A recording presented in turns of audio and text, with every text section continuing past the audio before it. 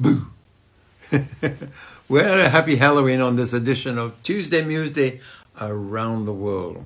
It's been a working Halloween for me, really, because I was in the studio today, and that's all I can tell you. You know, when I think about costumes, you know, it takes me back to the 70s when we had a party at my manager's house, and it was a Roman character party, you know, and everybody's dressed up in togas and all that sort of stuff. And it was a heck of a party, a terrific one.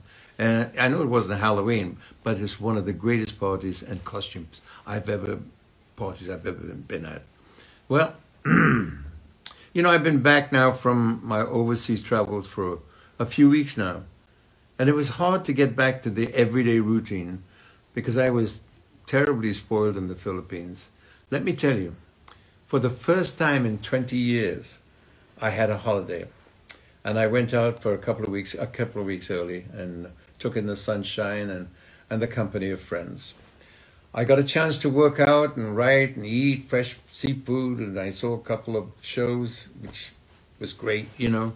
And the ocean was right on my doorstep, right on my doorstep. It was a wonderful place called the Cocoa Grove in a place called Sycamore, where the owner, Mike Butler, treated me like family. He was a great, great host. I also went to Bohol, to the Bellevue Hotel, and visited with my friend Mike Stone, who's been living there in the Philippines. And I visited his premises.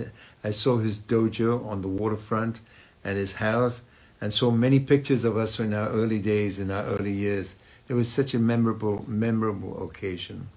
All of those wonderful moments, by the way, were brought about by DATS Entertainment, the promoter for the last three gigs I did in the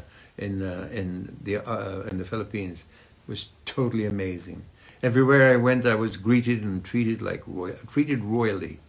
To give you an idea, at Naga Airport, there were cheerleaders by the dozen, and dancing and singing, and there was a huge orchestra all playing my music.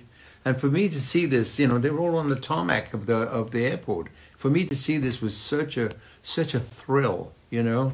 And of course, when I was saying my goodbyes, it was all the staff lined up and waving to me, and it was like something out of the movies. It really was. I was also honored with an Engelbert Humperdinck Day. Can you believe that, in Naga City?